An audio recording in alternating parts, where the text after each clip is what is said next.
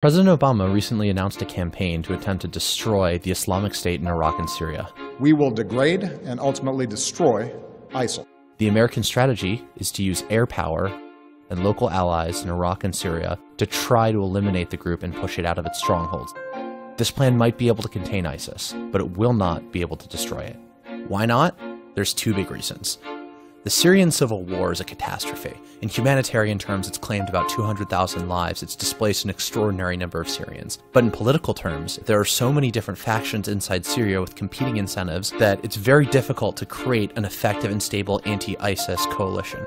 ISIS is powerful. It's defeated al-Qaeda in Syria, it has defeated Bashar al-Assad, and has defeated moderate Syrian rebel groups on the battlefield right now. The moderate rebels, which Obama is going to support, are very weak, and even training 5,000 or 6,000, as his plan seems to call for, won't be enough in order to defeat ISIS, a force that the CIA estimates between 20,000 and 31,500. Let's move on to Iraq.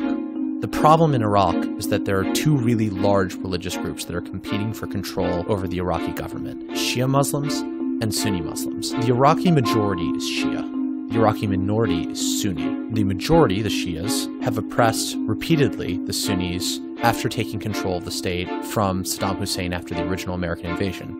That is fueling ISIS's power because Iraqi Sunnis flock to ISIS. They don't trust the government to maintain their basic rights, and they're willing to try out ISIS rule rather than the central government's rule. The US needs to turn Sunni Iraqis against ISIS, otherwise ISIS will have cities to hide in and a large supply of recruits in order to replenish itself.